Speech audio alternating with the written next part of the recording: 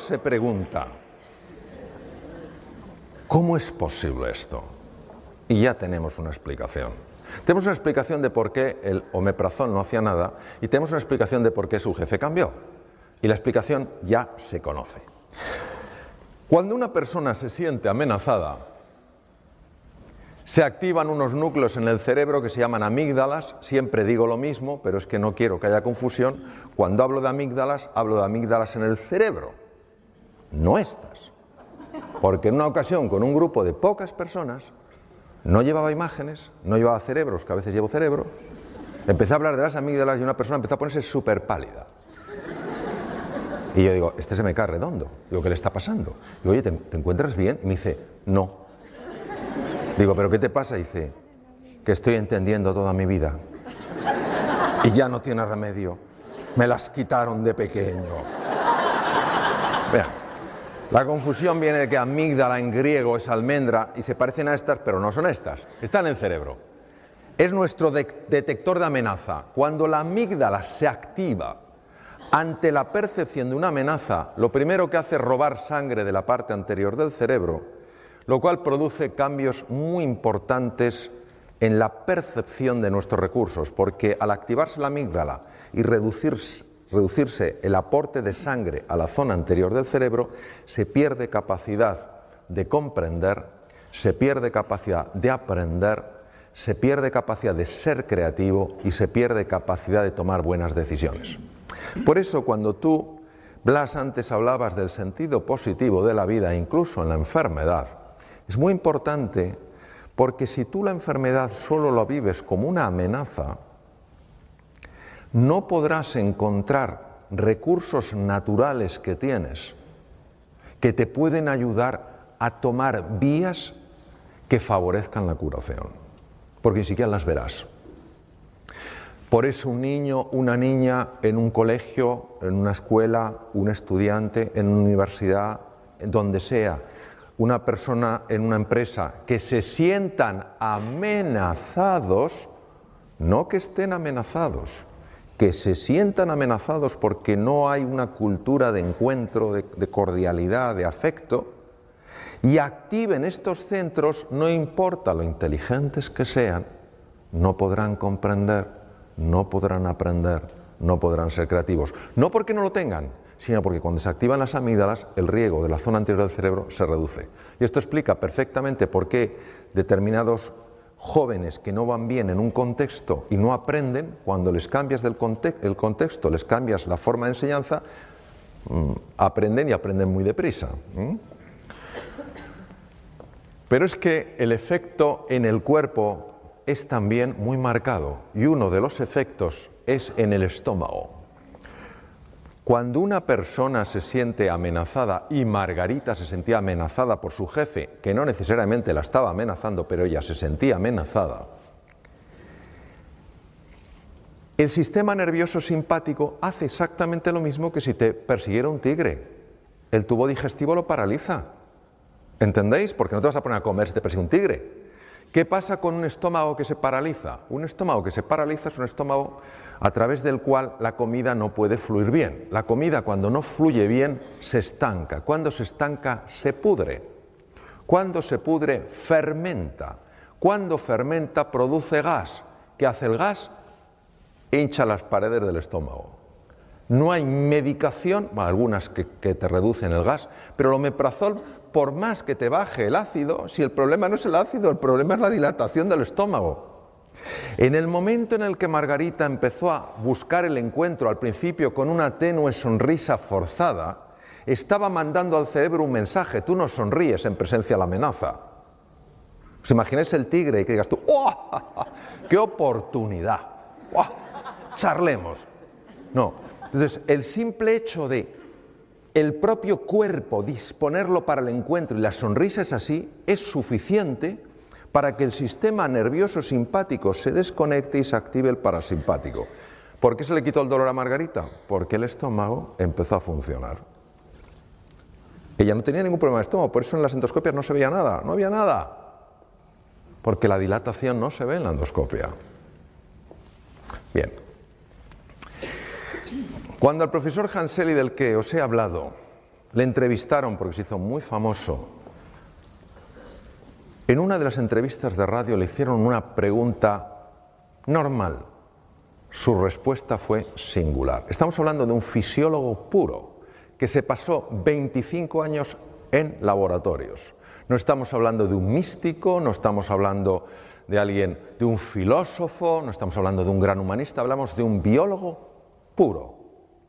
Le preguntaron, profesor Shelley, ¿qué es lo que podemos hacer en una sociedad tan distresada? El distrés es el estrés negativo, como el de Margarita, el que daña. ¿Qué podemos hacer en una sociedad tan distresada para bajarlo? Contestación de Hans Shelley: ganarse el amor de su vecino. ¿Cómo es posible que este hombre fuera capaz de intuir cosas que se han descubierto muchos años después? Parte de la genialidad de él. Hoy en día sabemos que cuando una persona se encuentra con otra, con estos lazos de afecto, de cordialidad, de voluntad, de cooperación, automáticamente el cerebro produce una sustancia llamada beta-endorfina. Es un analgésico natural potentísimo. Capaz. Es como si tuviera algo y dijera, vuelve al centro, que te estás yendo. Capaz de reducir el dolor físico. Se sabe que es real, se sabe que es beta-endorfina real, no es algo imaginario, porque se bloquea con naloxona. Es decir, verdaderamente está bloqueando una molécula, es decir, el ser humano en el encuentro experimenta menos dolor. Imaginaos el impacto que tiene esto en medicina. Tiene un impacto tremendo. Yo trabajo en un tema con niños con patologías malignas y esto es una cosa que estamos trabajando muchísimo. Hasta qué punto el encuentro, el sentirte apoyado, etcétera, verdaderamente tiene un impacto en la reducción del dolor, ¿no? Bien, pero lo siguiente que tampoco sabía el doctor Shelley, pero lo intuyó, fue que cuando dos seres humanos tienen esa voluntad de encontrarse, esa voluntad de cooperar, esa voluntad de colaborar, se libera en sangre una hormona llamada oxitocina. Las damas que estáis aquí diréis, esta hormona es mía. Yo soy mujer, yo he dado a luz, la lactación, todo lo que es el parto, la oxitocina, sí, pero también la tenemos los hombres y mujeres. La oxitocina es la hormona que se llama la hormona del amor, porque cuando tú te conectas con un ser humano, amistad, amor romántico, amor filial, lo que queráis, agape, amor como elección, la oxitocina protege naturalmente contra la enfermedad. Es un protector, por ejemplo, un protector del corazón y baja las cifras del LDL, del Low Density Lipoprotein, el colesterol, digamos, que se llama colesterol malo. Este es uno de mis maestros, el profesor Richard Davidson, dirige el centro más sofisticado en el mundo de imagen cerebral en relación a estados de silencio, estados meditativos, etc. Y él ha demostrado a través de un ejercicio que se llama META, un ejercicio muy utilizado en el mundo del Namaste, que cuando una persona visualiza, como decías tú, Blas, visualiza el afecto, primero hacia sus seres queridos, luego a los menos queridos, y hace lo que puede con los nada queridos, pero hace ese esfuerzo.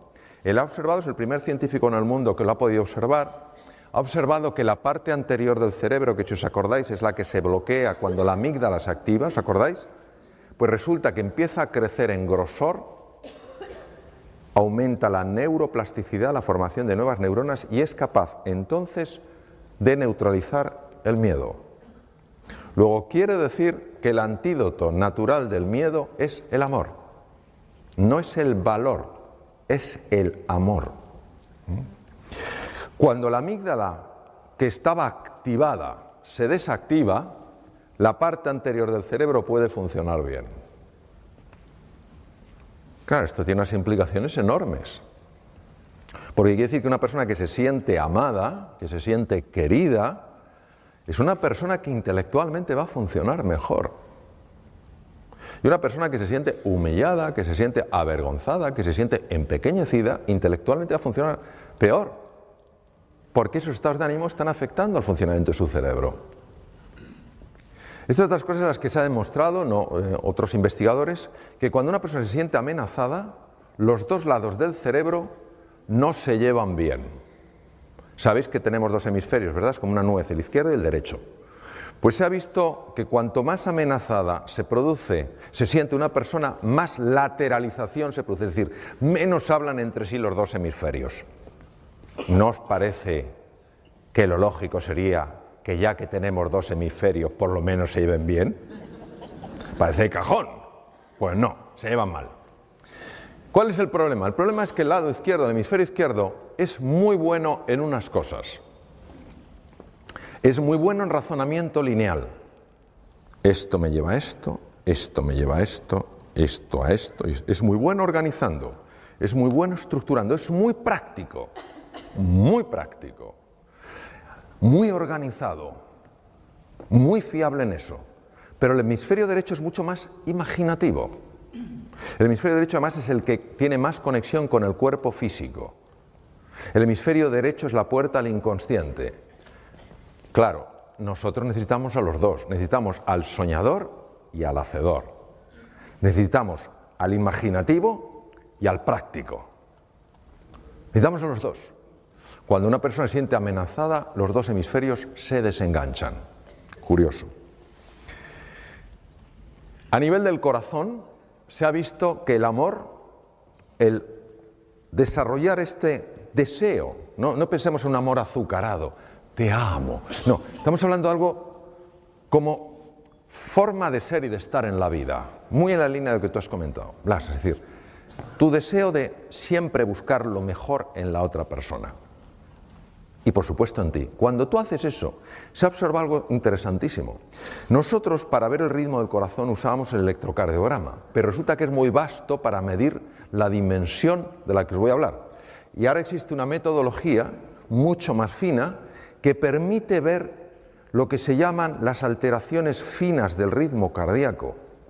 Y observamos, por ejemplo, que cuando una persona está estresada porque se siente amenazada, aunque el electrocardiograma parezca normal, cuando tú lo haces mucho más fino, la lupa es mucho más precisa, observas las enormes irregularidades. Pero cuando la persona activa el otro sistema, el parasimpático, que es el que se activa en el encuentro, fijaros qué ritmo más curioso toma el corazón. Esto se ha asociado con mayor longitud de vida. Se llama coherencia cardíaca. La coherencia cardíaca hace que el corazón funcione mejor y el corazón tiene su propio cerebro, Emite un campo electromagnético hasta 3 metros de distancia, se ha medido. Y está alterando todas las células del cuerpo. Que el corazón funcione así está afectando a todas las células. El sistema parasimpático, que es el sistema del encuentro, opuesto al simpático, no es que el parasimpático sea bueno, es que cuando este está demasiado activo, ya hemos visto lo que pasa, la sensación de amenaza. Cuando el parasimpático empieza a dominar un poco el juego, aumenta la capacidad de hacer frente a las infecciones, porque se potencia el sistema inmune. Esto es muy importante cara a la enfermedad. Se reduce la producción de radicales libres. Veréis, un radical libre, nosotros sabéis que usamos el oxígeno para producir energía, pero pagamos un precio. Lo mismo que para venir aquí de Alicante ha habido que ir por una carretera de peaje y se paga un precio, y preferirías no pagarlo, pero si no pasas por ahí, para poder utilizar oxígeno y obtener energía pagamos un precio. Ese precio es la producción de unas cosas que se llaman radicales libres. ¿Qué es un radical libre? El radical libre es una molécula muy inestable que le falta un electrón y necesita robar el electrón. ¿Cómo roba el electrón? Bombardeando otras células para robarle los electrones. Esto genera muerte celular, daño en pared celular, en membrana celular, envejecimiento temprano y mutaciones. Pues el encuentro, la activación del parasimpático, reduce la producción de radicales libres. Lo que veis ahí en las puntitas de los cromosomas se llaman los telómeros, y uno de los descubrimientos más importantes que se han hecho jamás en genética. El telómero se descubrió con microscopía electrónica. En los extremos de los cromosomas, lo que veis en color rojo, No se sabía muy bien lo que hacía. Los cromosomas son como unos estuches donde está el ácido, el DNA, el ácido desoxirribonucleico enrollado, el material genético. Cada vez que una célula se divide, tiene que duplicar los cromosomas para que a cada célula hija vaya el mismo número de cromosomas. En ese proceso el telómero se adelgaza. Si el telómero se adelgaza más allá de un cierto nivel, la célula ya no se puede reproducir. Si no se puede reproducir, una vez que esa célula llegue a su tiempo de vida, se muere. Es decir, la base del envejecimiento y la destrucción de los tejidos. Sorprendentemente, observaron que algo misterioso reparaba los telómeros y no sabían lo que era. Hasta que una investigadora australiana y un equipo de investigadores norteamericanos, la doctora Elizabeth Blackburn, demostró que es una estructura enzimática llamada la telomerasa. 2009 es el año en el que ella ganó el Premio Nobel de Medicina y Fisiología por el descubrimiento de la telomerasa. Elizabeth Blackburn estudió a madres que tenían niños con patologías cerebrales que exigían una atención constante. Algunas de estas madres tenían la ayuda de sus maridos, de la comunidad, pero había algunas que estaban totalmente solas haciendo frente a ese desafío. Habían volcado toda su vida en el cuidado de su hijo, de su hija, que había nacido así, ¿vale? Localizó a estas madres que se sentían solas en su lucha. Les extrajo sangre y midió tamaño de telómeros y cifra de telomerasa. Tamaño de los telómeros era muy bajo, cifras de telomerasa bajas. Esto, la implicación, es un acortamiento de la vida. ¿Entendéis por lo que he explicado? Se le ocurrió que a todas esas madres que ella había localizado de motu propio, ponerlas en contacto para que hablaran, para que pudieran compartir sus penas y sus alegrías, para sentirse comprendidas. De nuevo la presencia del encuentro, del amor. Meses después, Elizabeth Blackburn volvió a sacarle sangre.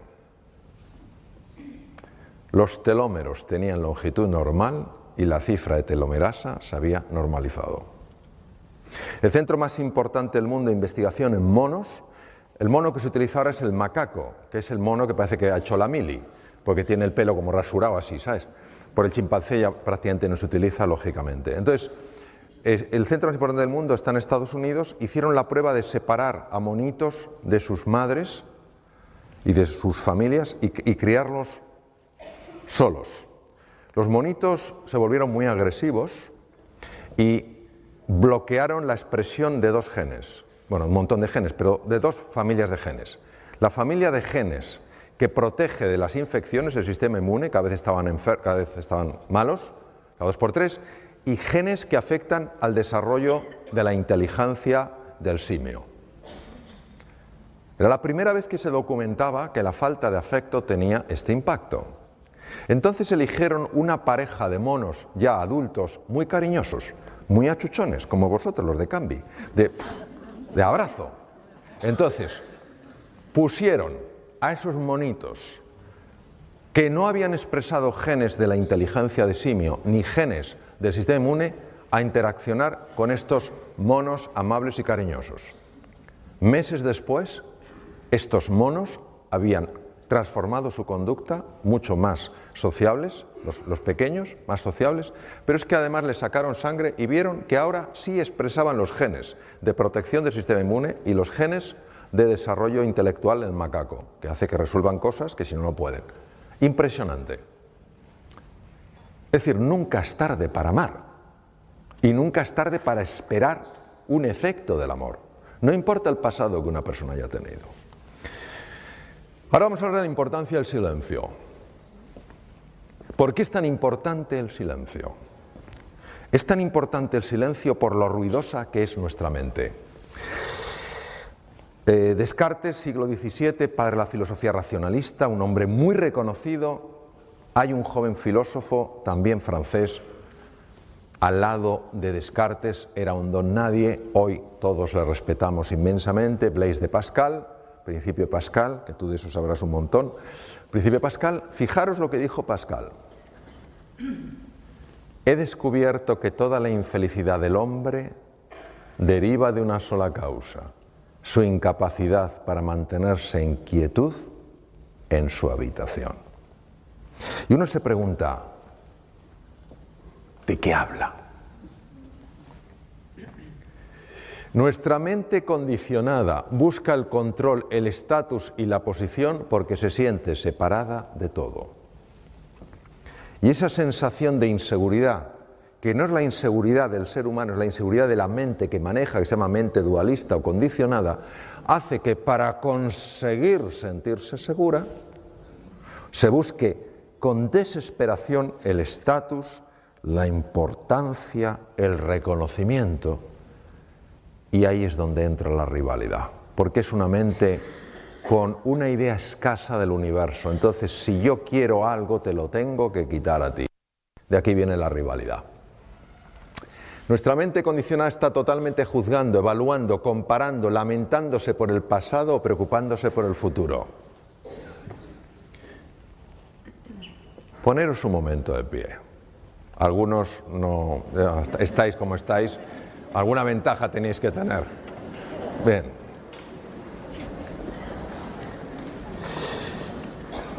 Hace no muchos años a alguien se le ocurrió utilizar un invento de hace miles de años en algo moderno. Se le ocurrió poner, afortunadamente, ruedas a las maletas. Pero hasta que a este genio, a esta mujer mentalmente privilegiada se le ocurrió esta idea, todos cargábamos con maletas, ¿a que sí? ¿Os acordáis de esas maletas llenas de libros?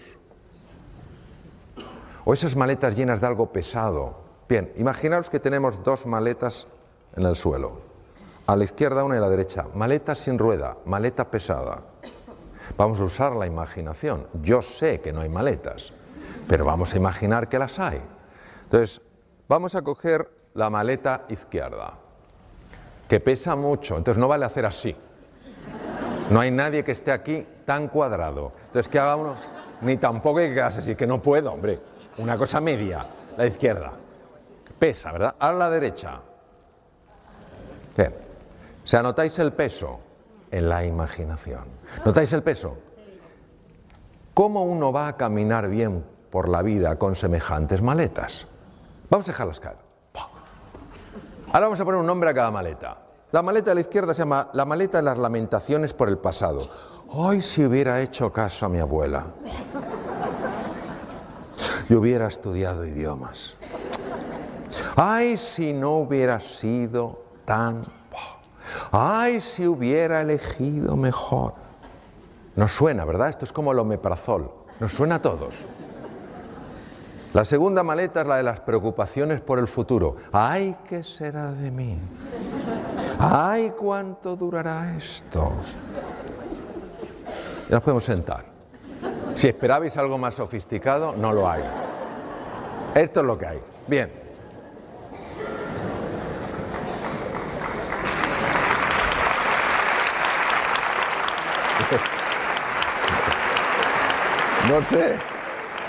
No sé dónde he puesto el pasador.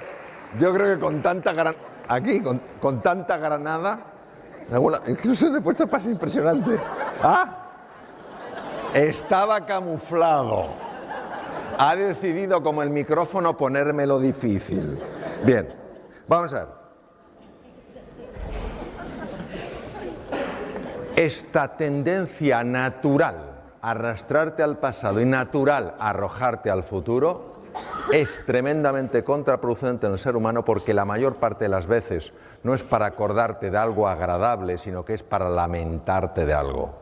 Y la mayor parte de las veces no es para anticipar el futuro, sino para preocuparte por el futuro. Por eso es tan importante el silencio, que quiere decir la presencia, estar aquí y ahora, en lugar de que te lleven para allá y te lleven para allá. ¿Por qué la mente nos quiere llevar para allá y para acá? Porque aquí ella no existe. Aquí solo existe la vida, solo existe la realidad. Por eso no quiere que estemos en el presente. Por eso tiene que meter ruido, mucho ruido. Y os voy a contar una historia del cuadro del rey.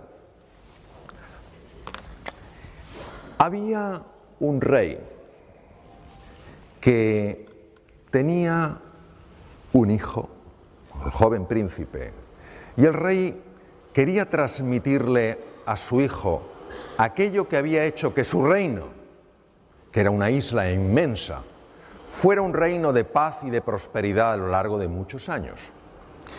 Y el rey le había explicado a su hijo la importancia de la serenidad, la importancia del equilibrio, de la tranquilidad. Pero por más que se lo decía, el joven príncipe no acababa de entender a qué se refería su padre. Entonces el padre dijo: se lo he explicado por activa y por pasiva, la importancia del equilibrio, de mantenerse sereno y en calma. Pero él no para de decirme que lo importante es la bravura, es el arrojo, es el ser intrépido. ¿Qué haré para que mi hijo comprenda? Y entonces tuvo una idea. Pensó que a lo mejor su hijo, si lo veía en una imagen, pues lo entendería mejor. Él había usado palabras, pero tal vez su hijo entendiera mejor las imágenes. Entonces se le ocurrió organizar un concurso de pintura. Llamó a toda la gente de la corte y les dijo: quiero organizar el concurso de pintura más importante que el mundo haya conocido. El tema: la serenidad, el equilibrio, la paz. Quiero que mandéis pregoneros por todos los rincones del mundo para que los mejores artistas acudan a esta exposición. Solo una orden os doy, nada más que una. Bajo ningún concepto rechazaréis, despreciaréis ningún cuadro, por raro que os parezca. ¿Me habéis entendido? Los cortesanos dijeron: por supuesto, majestad, nunca hemos discutido ninguna orden suya.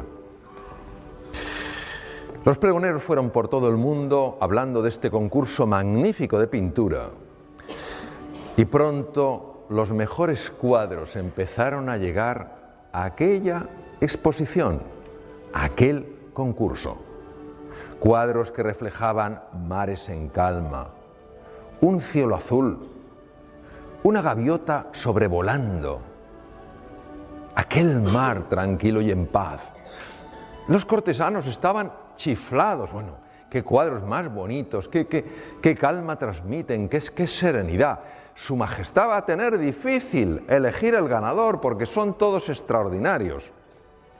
Pero de repente llegó un cuadro de lo más raro. Aquel cuadro representaba un mar turbulento, una enorme tormenta, donde las olas golpeaban rocas oscuras en medio de la tempestad. Pero bueno, pero ¿quién ha mandado un cuadro como este a un concurso sobre la serenidad?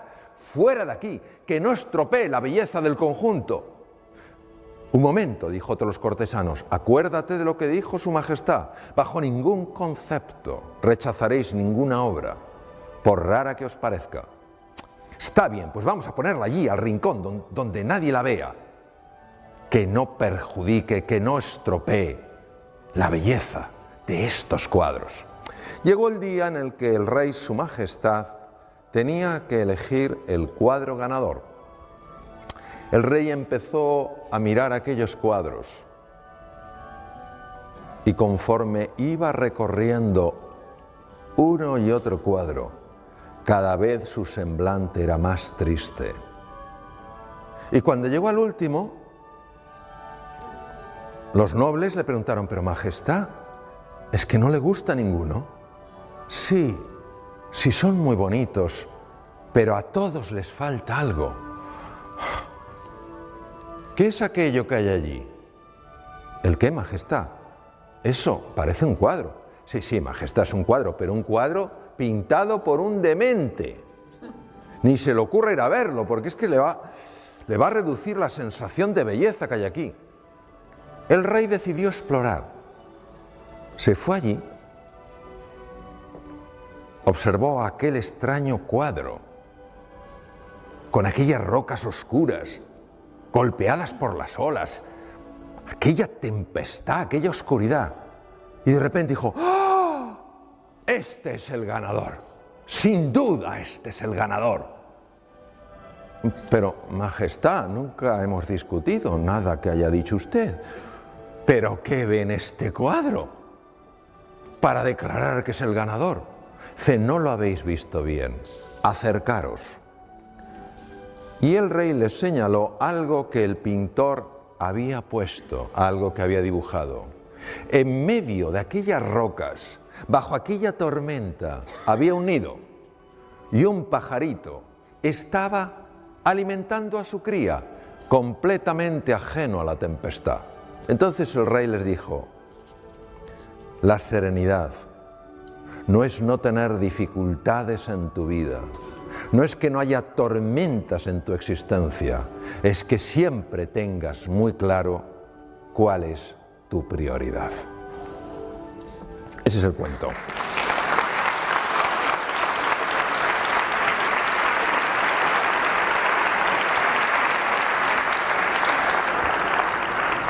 Este fue mi primer maestro en el silencio. Yo trabajaba de cirujano en Boston, en un hospital, él estaba enfrente, me enteré de su obra, luego me formé con él. ¿Dónde estás? Bien. Es el doctor Herbert Benson, presidente del Instituto Mente Cuerpo en la Universidad de Harvard, que redescubrió algo.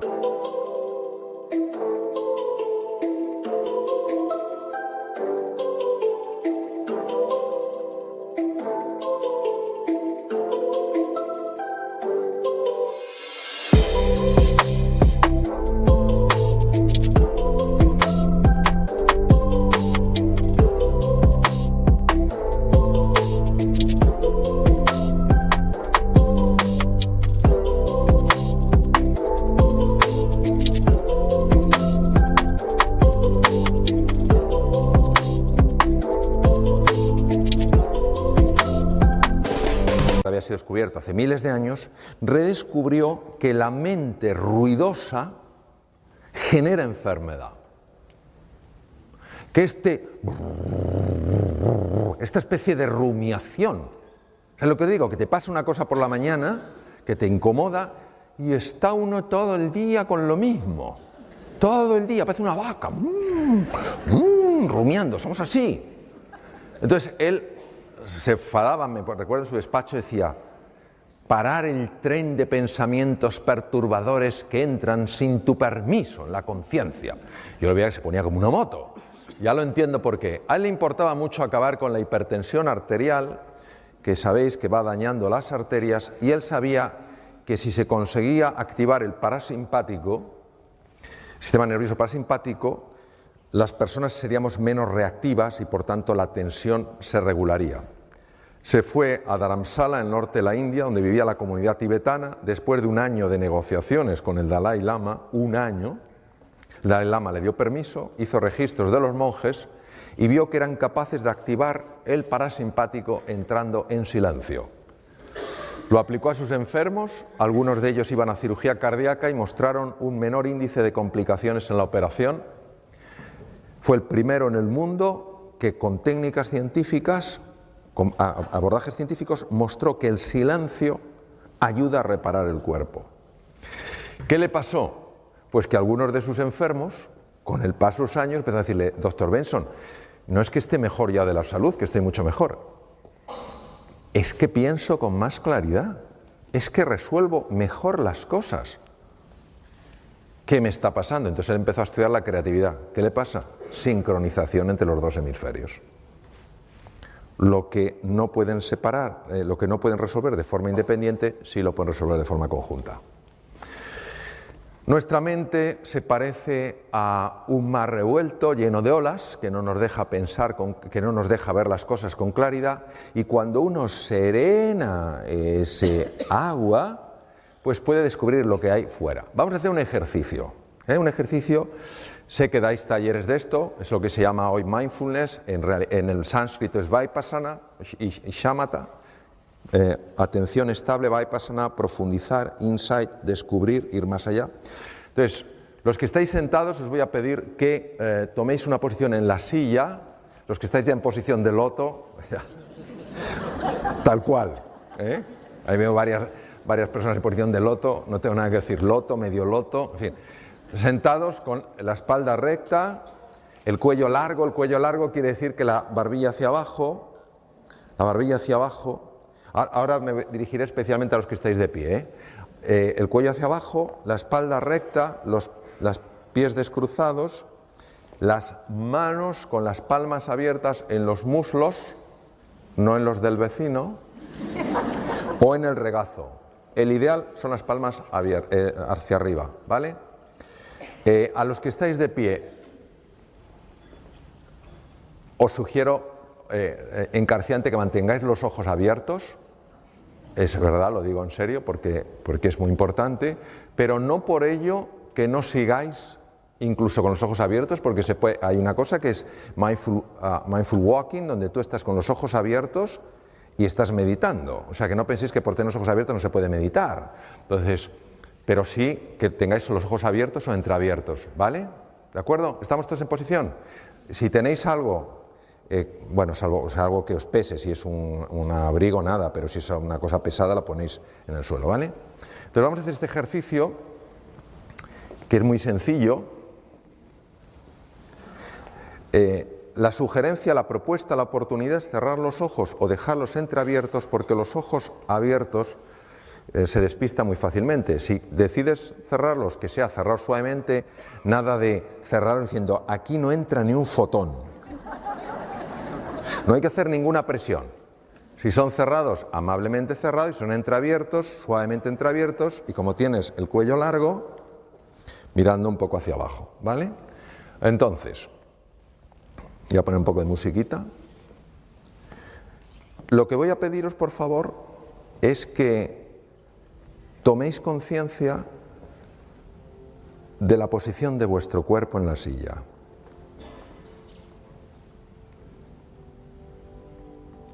Los pies apoyados en el suelo. La espalda recta sin tensión. El cuello largo. Como si nos tiraran suavemente de la coronilla con una pequeña cuerda. Las manos amablemente apoyadas en los muslos, en el regazo. Y empezamos ahora a sentir las sensaciones del conjunto de nuestro cuerpo. No es visualizar, no es pensar, es notar las sensaciones de nuestro cuerpo. Hay algunas partes que se pueden sentir más, tal vez las manos, los pies, cualquier parte es igual de válida.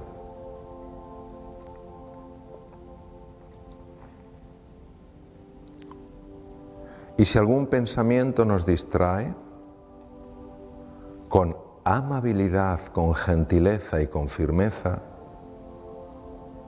volvemos a llevar nuestra atención a las sensaciones de nuestro cuerpo. Y si algún pensamiento nos arrastra a una experiencia pasada o una inquietud futura, tomamos conciencia y sin enfadarnos, con tranquilidad, con gentileza y con firmeza, llevamos de nuevo la atención a las sensaciones del cuerpo.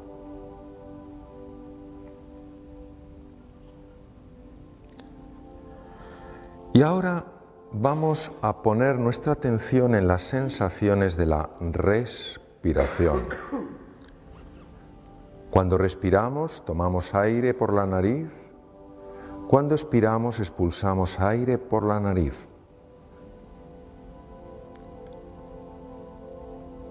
Y cada uno nota esa sensación de la inspiración y de la expiración con mayor intensidad en alguna parte del cuerpo. Algunos en el abdomen, otros en el tórax, otros en los orificios de la nariz. Y es la respiración la que nos va a ir introduciendo en el silencio. Un silencio del que hablaba Federico García Lorca.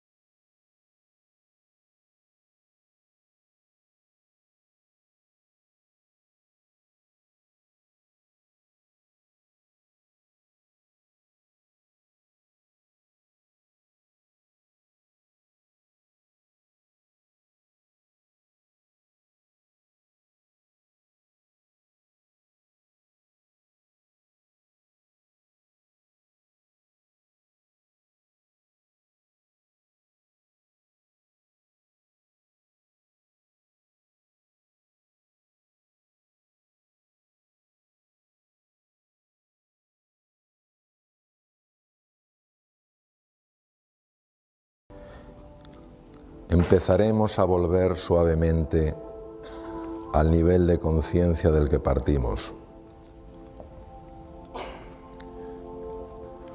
Recordando siempre que es en nuestro centro,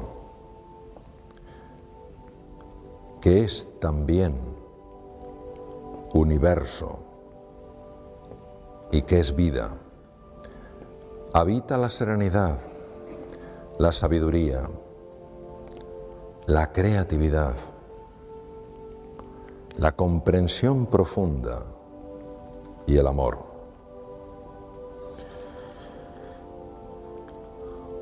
Y os voy a pedir, por favor, para volver al nivel de conciencia al que partimos, que toméis 1, 2 o 3 respiraciones profundas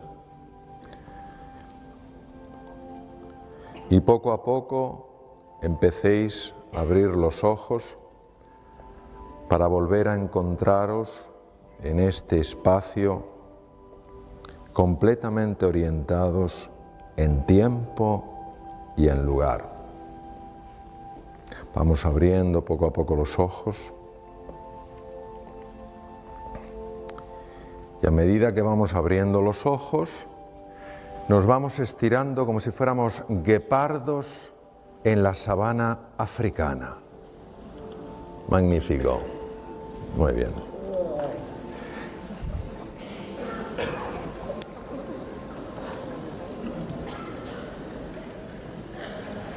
Este es el último mensaje que tengo para vosotros y para vosotras. Las batallas, desde luego, se libran fuera, pero las guerras se ganan dentro. Muchas gracias.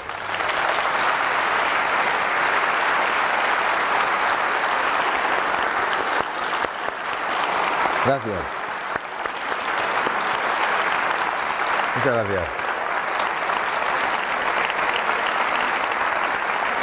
Gracias.